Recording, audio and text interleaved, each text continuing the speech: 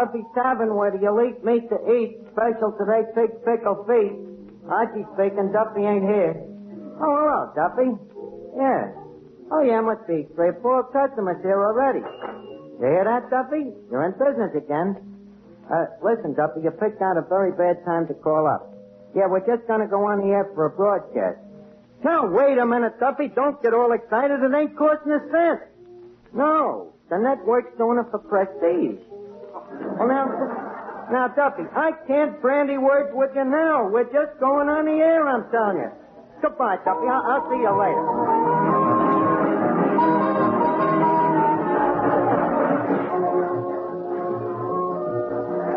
Good evening, ladies and gentlemen. This is Mel Allen. Forecast invites you to join us for a decidedly informal evening at Duffy's Tavern, where anyone under the sun is likely to drop in any time to talk things over with Archie. Almost anyone may drop in tonight.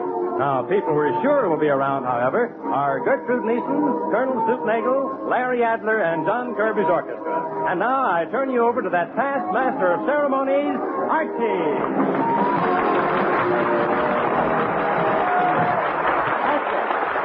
Thank you very much.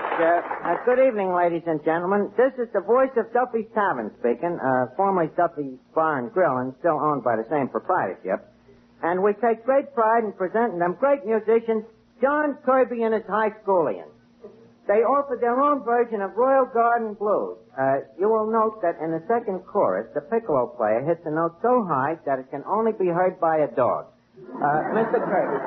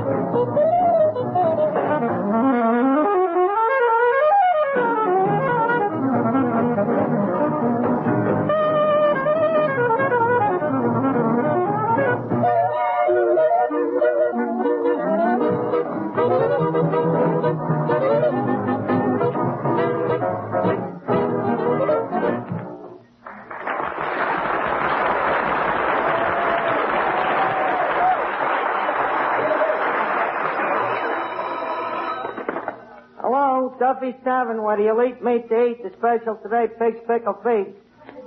Oh, hello, boss. Hey, how'd you like Kirby's band? They what? Duffy, they do not. Well, I see what you mean. Mm-hmm. Yeah. What is it, Archie?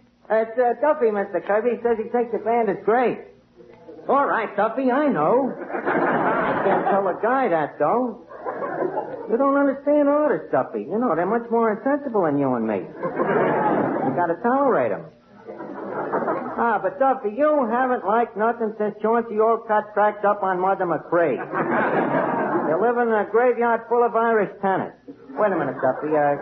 Gertrude Neeson has a new floor show just walked in. What? All right, I'll tell her. I'll speak to you later. Good evening, Miss Neeson. Hi, Archie. Say, Miss Neeson, I hate to, I hate to bury sleeping dogs, but Duffy has been complaining about you. Oh, what's old Novocaine brain squawking about now? Well, he claims you insulted his best customer, Mr. Foldeva K. Beldorf. Was you out to dinner with Beldorf last night? Yes, and I'll never go out with that crumb again. Huh? You know what happened? He asked me to go out to dinner last night, so I go with him. Well, you know how I never like a strange man to pay for my meals. Yeah, I know. So I said to him, Mr. Beldorf, I insist that this dinner should be Dutch. But he said he absolutely wouldn't hear of it. Well, that's nice. He said I had to pay for him, too. That's Beldorf. So what did you do? Oh, I did what any lady would do. I broke a plate over his head. What else could you do? Well, frankly, as man to man, do you think that breaking a plate of soup over a guy's head should be construed as an insult? No, but Beldorf's a little hypersensitive. Don't like those things. I'll explain it to Duffy, though. By the way, Duffy ain't never heard them golden tones of yours, Miss Neeson. You know, I've told him about you being a great star of the movies and the radio, and when I mentioned that you have been on the stage, he said he had one request. Look, Archie, even to please Duffy, I will not recite Casey at the bat.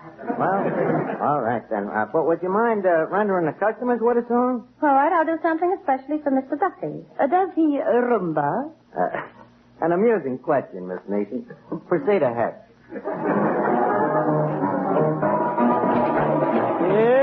Bailar con la rumba negra marina de rosa.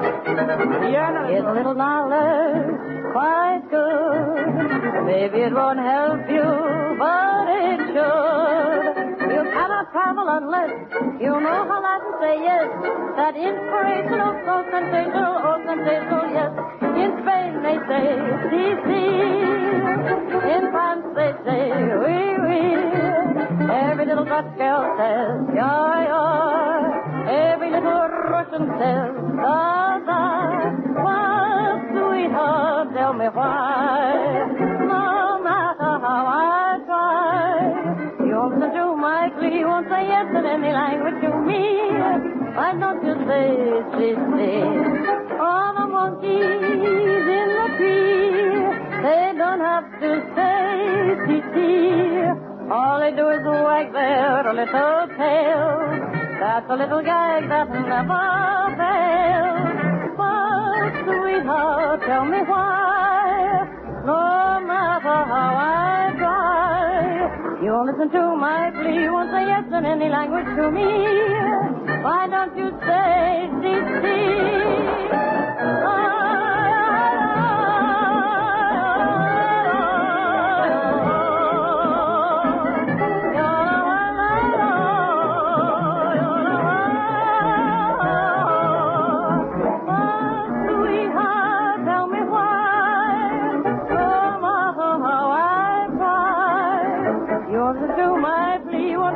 Any language to me, why don't you say, si, or maybe you say, baby, why don't you say, si,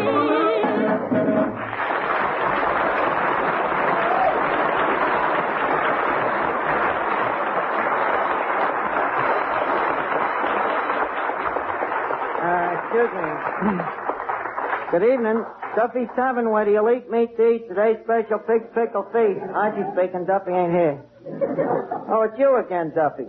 Say, Duffy, do I have to say that poem you made up every time I answer the phone?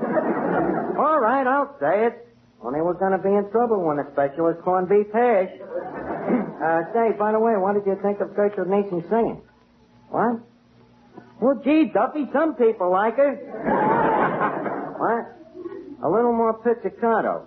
All right, I'll tell her. He says you should have sang louder, Miss Neeson. Let me have that phone. So, you didn't like my singing, Mr. Duffy. And you're the greatest living authority on Irish tenors. You call what you're doing living? Oh, so your wife says a girl who sings like I do would smoke cigarettes. Listen, you crummy old broken-down barfly, you miserable no-good four-flushing... What? Yes, you can call me Gertrude. And furthermore, lame brain, if I had the wings of an angel, I'd beat your brains out with them. Goodbye.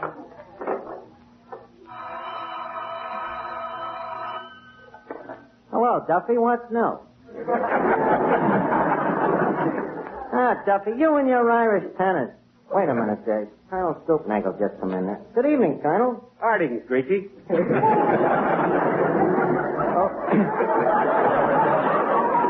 Well, how are you tonight, Colonel? Oh, I'm in pretty good shape for the shape I'm in. That is, considering my shape. Well, that's pretty good. Have a cigar, Colonel? Yes, I have. Thanks. I'll be right with you, Colonel. Have a seat. Hello, Duffy. The Colonel's got a look in his eye like a $3 porterhouse. If I play my cards right, maybe I can sell him a slice off of that Kansas City steer you've been saving for inflation. Well, listen, Duffy, that steer ain't getting no younger. Okay, see you later. Well, Colonel, you sure are a sight to give a person sore eyes. Here, let me take your hat and shotgun. Been to a wedding? Huh? Been to a wedding? No, Archie, I've been hunting ducks. Hey, Nimrod, would you mind not pointing that shotgun at my head? I just had my hair done. Pardon me, madam, but you don't have to be afraid of this fowling piece, unless you happen to be a duck. Well, she don't happen to be no duck, Colonel. She happens to be a canary. Colonel Stoopnagle, this is Chanteuse, Miss Kirker's niece. How do you do? I'm sure. Well, I haven't seen you in a long time. You're putting on quite a front stoop, Nagel.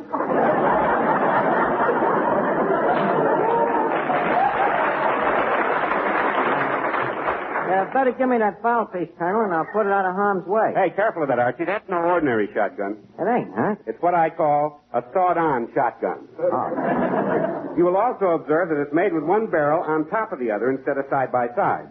It's for shooting ducks who happen to be riding piggyback. That's certainly a very clever blundering bust, Colonel. Blundering bust. Oh, indubitable. Yes. And here's another startling feature about it. One barrel is loaded with bullets, and the other barrel is loaded with nothing. Loaded with nothing? Why is that? Well, the loaded one's for shooting ducks, and the unloaded one is for not shooting innocent bystanders. Oh. Say, Archie, how about that steak for the Colonel? Oh, yeah, thanks for reminding me. Say, Colonel, we got a steak here we've been saving especially for you. Archie, now you're talking. After that duck hunt, I could eat a horse. Colonel, you have place and order. Next, that saddle steak for Colonel Stoopnagle. Want me to ride it in, boss? No, just slap it on the rump and hold the kitchen door open. It'll walk you. Good evening, Officer Clancy. What'll it be? The usual absence frappe? Never mind that. Who belongs to the blue sedan parked outside, next to the fire hydrant? Well, what's wrong with that? It's my own fire hydrant. Now, listen, you. Now, you listen, Clancy. You're supposed to be a friend of Duffy. Why do you always come in here annoying the customers? You listen here, Archie, and don't be giving me no back talk. You keep your customers obeying the law, or I'll close you up. Well, you can't close us up. We ain't got a license. Yeah, but I know. Well, don't let it happen again. Okay, Clancy. Holy smoke, Colonel. If he ever finds out we really got a license, we're going to be in trouble. Well, don't worry, Archie. I've got a pull with the mayor. I can arrange to have your license revoked. Oh, thanks. Thanks very much, Miss Mason. Oh, nothing at all. Say, Archie. Yes, Colonel. Could I interest you in this thing here that I've just invented? Well, what is it, Colonel? To me, it looks just like a door. A door it is. It's a bathroom door that you don't have to wait outside of.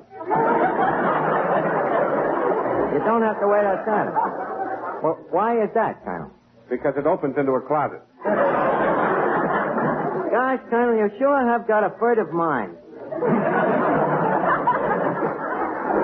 I'll bet you'd have a million suggestions how to improve this place. Well, I have one idea you might use, Archie. I've just invented a brand new drink. It's made by brewing malt and yeast and hops together, and the result is a tangy, golden liquid with a frothy head on it. But, Colonel, we got that here. That's beer. That's what I call mine. Now, wait a minute, Colonel. Beer was invented more than 2,000 years ago. Really? It seems like only yesterday. Say, Colonel, have you ever tried your hand at inventing an Irish tenor? Why? Well, Duffy says either I either get an Irish tenor or I'm fired. My boy, never despair. I, Colonel Lemuel Q. Stoopnagle, am an Irish tenor. A reaper. We're saved. Oh, but wait a minute. Duffy only likes Irish tenors. Sure, me own mother was a queen of the queens of County Down. She was indeed. Indeed, she was. How well I remember me mother and I. Colonel. Over in the cold. Hey, Colonel. Outdoor walk Irish. Hey, Colonel.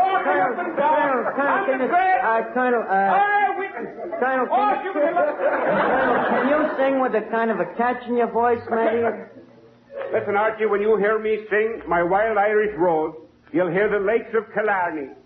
You'll hear the Shannon River flowing softly down to the sea. You'll hear the lilt of Irish laughter, the salt of Irish tears, the beat of brave Irish hearts, and the wail of the Irish banshee. Oh, she was indeed! Indeed, she was! Hear what I mean, Archie? Yeah, that's just what I'm afraid of. If it ain't done right, Duffy will be on that phone quicker than Jack Robinson and tear the roof off me. Don't worry about a thing, Archie. This will be magnificent. To the pipe, Mr. Kirby. My wild Irish rose. Colonel, I think you better stop. You may look at. Hello? This is Finnegan's Pharmacy. This is Finnegan the pharmacist speaking. All right, Duffy, don't get so excited. All right, well, he stopped, didn't he? What? Oh, Duffy. Well, that ain't possible. No, Duffy, it is not possible. All right. Hey, what was that, Archie? It's nothing. We had a request, that's all. Well, I'm always glad to oblige. What was the request? Never mind, you couldn't do it. Say, Archie. Say, Archie. Look who just came in. You know Larry Adler, the harmonica player. Why, sure. How are you, Mr. Adler? Glad to see you. Hello, Archie. Nice seeing you again. Say, Archie, you know Larry Adler happens to be the finest harmonica player in the world. You think Duffy would like a sample of his talent? That Duffy don't want guys with talent. He wants Irish tenors. Well, Archie, if it'll help at all, I know a million Irish tunes. Mr. Adler, do you know Danny Boy? Duffy always liked that one. Sure, me boy. Oh, I know it well. Okay. Well, let's take a chance on Mr. Adler. But, Mr. Allen, when you announce him, you know, there's no use confusing Duffy about the man's name. You know what I mean. Yeah. I get it, Archie. I get it. Ladies and gentlemen, Danny Boy, played on the harmonica by the world's greatest harmonica virtuoso, Larry O'Adler.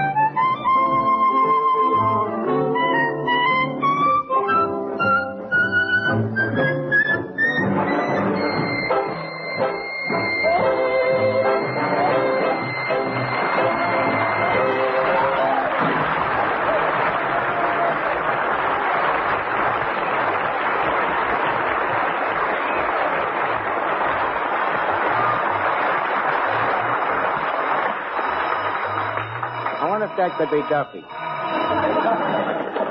Hello? You liked him? You really did, huh, Duffy? Oh, that's swell. Sure you can hear him on record. Yeah, you're right, Duffy. Nothing like an Irish harmonica player. What? Buy a drink for the house. Are you sure this is Duffy? Well, all right, Duffy, that's fine. Okay. Folks, Duffy's buying a drink for everybody. Did you hear that, Nick? I heard it, but I don't believe it. Well, it's true. And by the way, Nick, Duffy says close up the free lunch until the thing blows over. Yeah, boss. That's more like Duffy. Here you are, folks. Drink hearty. It's on Duffy. Well, you can quote me as being astounded. Hey, don't often get Duffy in such a monogamous mood. Well, here goes. Needle beer. Seems like old times. Which reminds me, Archie, whatever became of your old friend Two-Top Gruskin? Two-Top Gruskin? What is it? It isn't an it. It's a guy. He's a two-headed baseball pitcher. He can watch first base and third base at the same time. You say he had 2 heads? Certainly had 2 heads, Miss Neeson. What's so strange about Two-Top having 2 heads? Oh, there's nothing strange about it. But Two-Top Gruskin. Well, his real name is Athos and Porthos Gruskin. But they nicknamed him Two-Top, I suppose on account of him having 2 heads.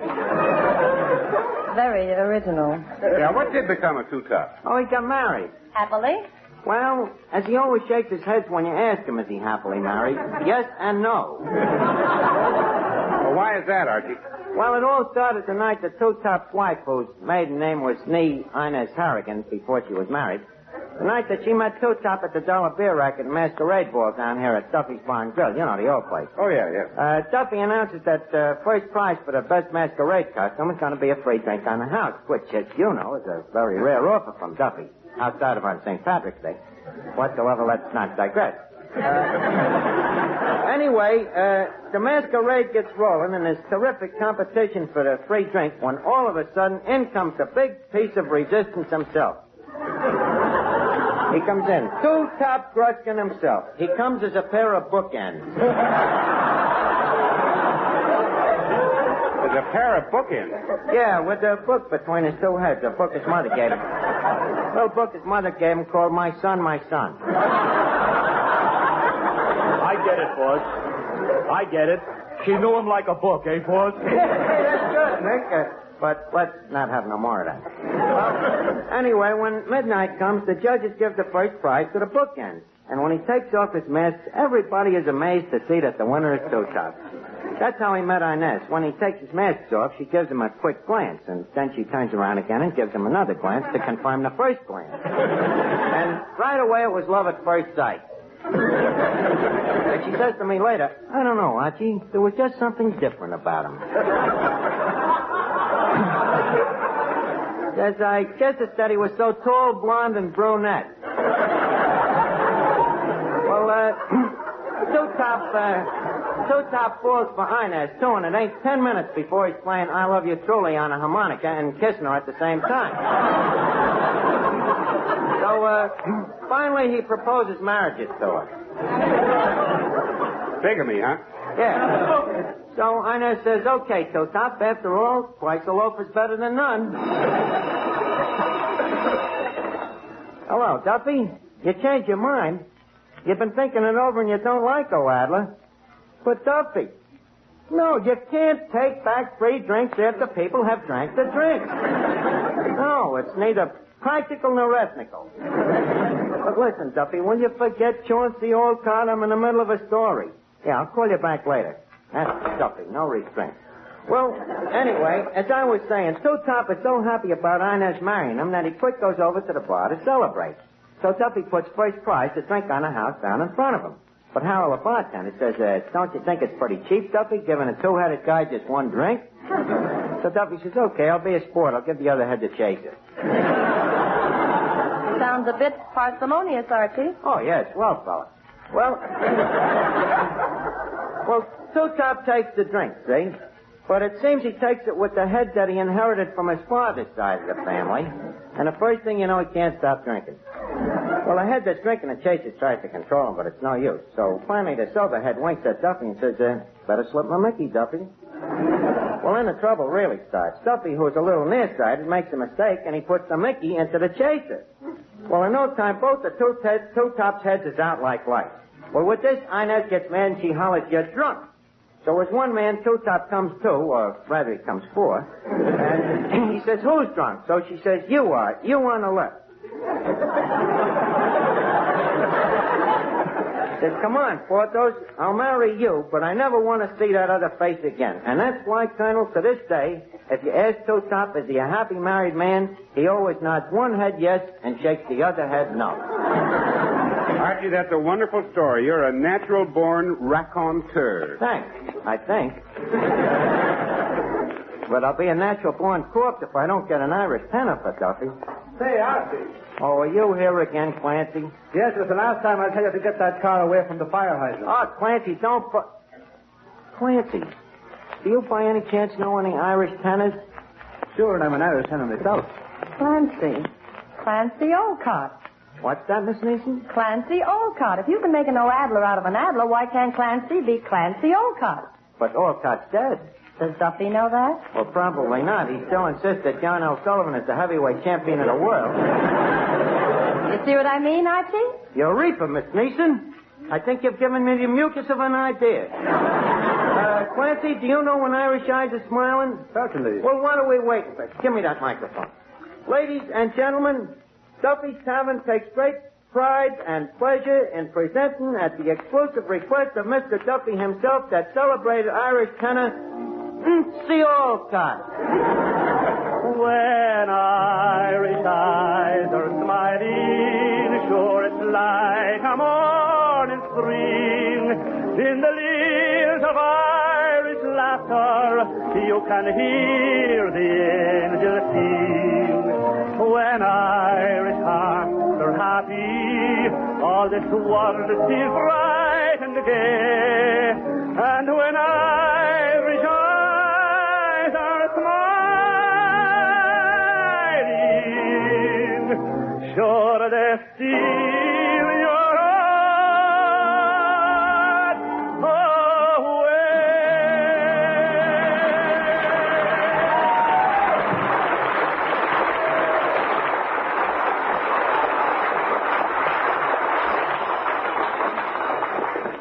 Hello, Duffy. You liked it, huh? Well, it's about time you heaped in a comium at me. What? Ah, Duffy. What do you know? He's fine. Always cries when he hears an Irish tenor. Ah, now, Duffy, please. Well, stop, Duffy, stop. Of course we all love you, Duffy. Everybody loves you. Ah, the world ain't against you. Oh, for the love of Mike, Duffy, it ain't true. I tell you, we love you like I was our own son.